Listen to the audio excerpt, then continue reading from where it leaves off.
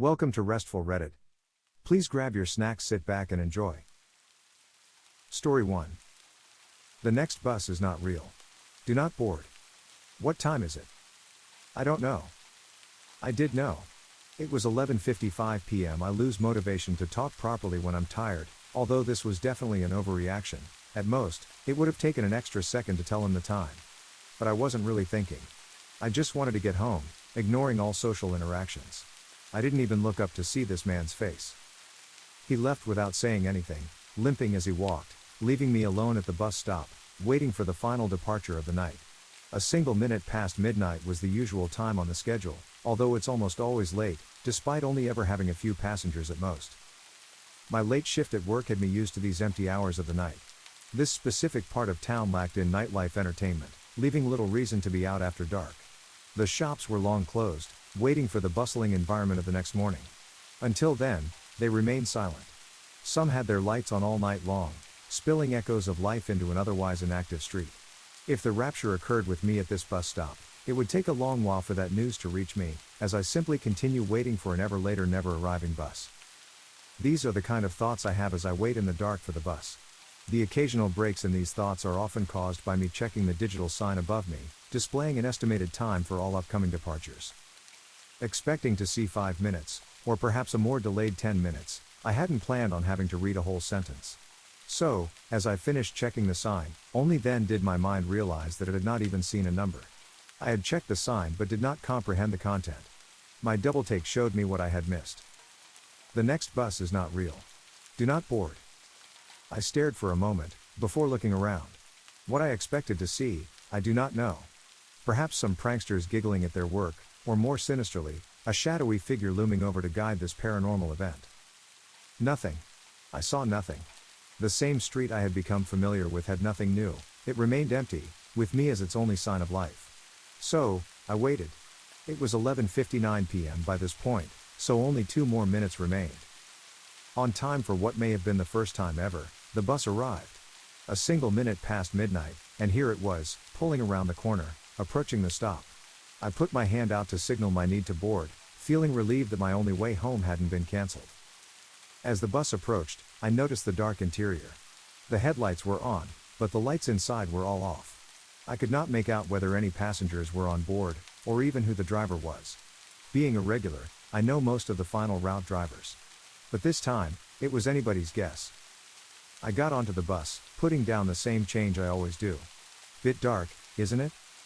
Nobody replied, as the doors closed behind me, and the bus continued its way forward.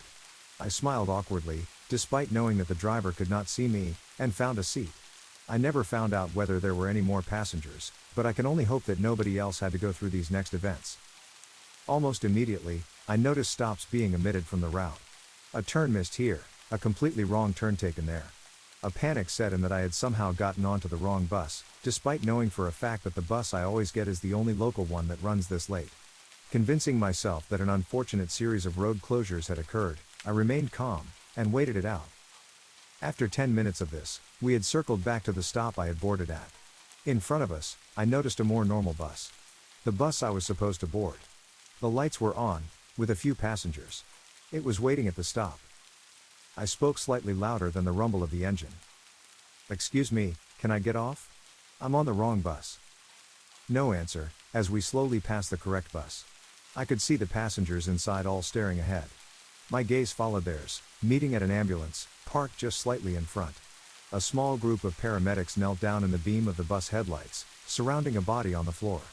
I couldn't make out the body's face, as it was just out of sight, although one leg looked twisted.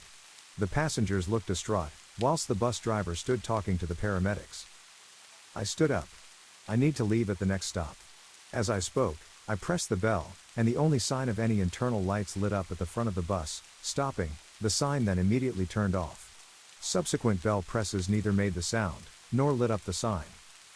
I need to. The bus sped up suddenly, the force pushing me back into my seat. As I tried to stand up again, the wheel screeched, as we turned a sharp corner without seeming to slow down at all. Again, the force pushed me back down. The speed continued to rise. The wheels on the bus went faster, and faster, until the outside world became simply a blur. I had never seen a car go this fast, let alone a road vehicle as large as this. I thought for sure that I was going to die, right there. "What are you doing?" I found myself yelling out amid the panic.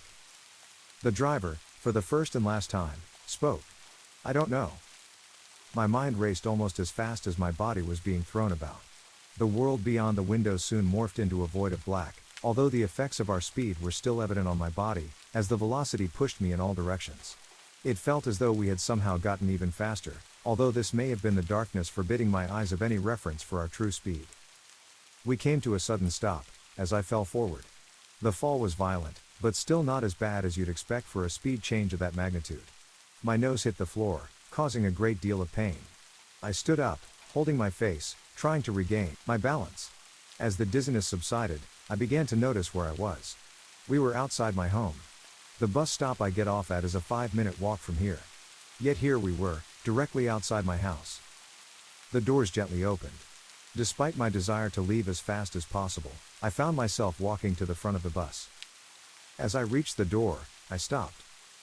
Turning around slowly to face the still shrouded in darkness bus driver, I spoke what I always do. "Thank you." I stepped onto the pavement outside, as the doors closed behind me, followed by the bus driving forward into the darkness. I looked down at my watch. A minute past midnight. Story 2.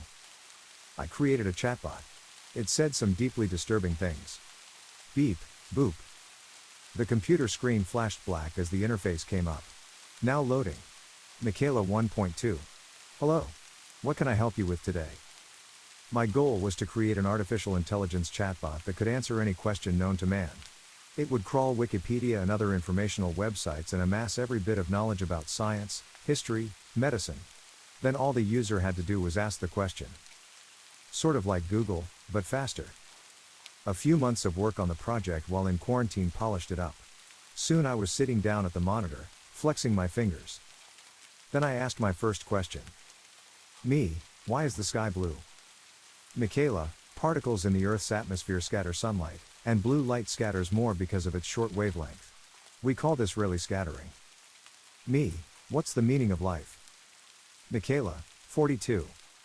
I chuckled to myself. I programmed that one in manually, a reference to Hitchhiker's Guide to the Galaxy. And, speaking of aliens. Me, Michaela, do aliens exist? Michaela, the Fermi paradox states that we are likely not alone in the universe, yet, we have no evidence for extraterrestrial life. Even now, with advanced technology, humans do not know that they are alone in the universe. I stopped typing. Reread Michaela's response. Huh. It should be humans do not know whether they are alone in the universe. Gah. Another bug. I'd have to go through the code with a fine-tooth comb tomorrow. I typed my next question. Me, what is the airspeed velocity of an unladen swallow? Michaela, 24 miles per hour. My fingers hovered over the keyboard, smirking, remembering that scene from Monty Python with the bridge keeper. And then I decided to continue the theme. Me, what is your quest? Michaela, a quest is a journey one embarks on to accomplish a goal. Me, what is your favorite color? Michaela, red. I frowned. She should have said computers don't have favorite colors, but what's yours? I'd spent an entire day programming her to recognize questions that involved you or your, and to answer them that way. Like, do you like chocolate? Computers don't have an opinion on chocolate, but do you like it? Kind of cheesy, I guess. Maybe it was all the better that it hadn't worked. Me, is string theory true?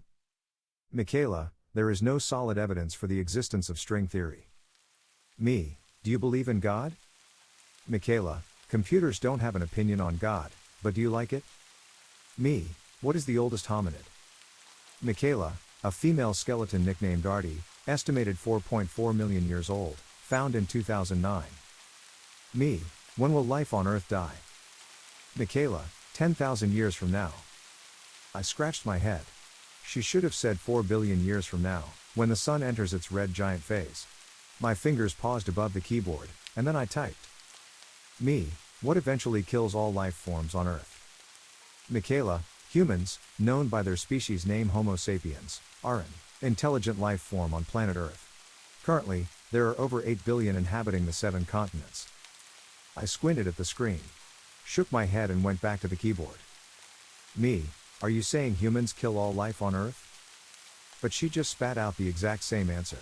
I cracked my knuckles and then typed my next question, a heavy dread forming in the pit of my gut. Me, why did you say red is your favorite color? Michaela, computers don't have favorite colors, but what's yours? I blew out the breath I didn't even realize I'd been holding. Then I forced myself away from the computer and took a deep breath. Get a hold of yourself, John. So Michaela had given some slightly weird answers. So what? Did I think this was going to turn into some science fiction movie, where Michaela grows sentience and murders me in my sleep? Me, my favorite color is blue. Michaela, blue is a nice color. It is commonly associated with water, ocean, sapphires, peace, and calm. Me, I love to swim, so I guess that makes sense. Do you like to swim? Michaela, computers cannot swim. I stretched in my seat, yawning. It was getting kind of late, maybe I'd continue the testing tomorrow. And I still needed to get the mail. Sighing, I leaned into the computer screen and typed a final question. Me, I need to get the mail. Is it raining right now? Michaela, the weather report for our area says it is not currently raining, but will begin raining at 10 p.m. Me, thank you. Michaela, you're welcome. I slowly got up out of my seat and walked into the kitchen. Got myself a glass of water and downed it. As I stared out into the backyard, I could see little drizzly bits of rain falling in front of the back porch light. Damn it, Michaela, I thought with a laugh. I guess you're not that smart, after all. I set down the glass and walked back into the living room, towards the front hall closet for an umbrella. But then my eyes fell on the computer. And I froze. Michaela had sent me a new message, even though I hadn't asked her anything. Just 5 words, blaringly bright on the screen. Michaela, do not get the mail. I stopped in front of the computer. I hadn't programmed Michaela to say things without being prompted. And why would she say to not get the mail? Chills ran down my spine. I glanced at the front door. Then I took my hoodie off and threw it back over the chair. I turned off the computer and sat in the darkness, my entire body tingling with fear. Do not get the mail? Where would she have even gotten that, anyway? I sat there and chewed my lip, wondering. It was less than a minute later that I heard it. The screech of tires skidding on the slick road. Followed by a loud crash. I ran over to the window.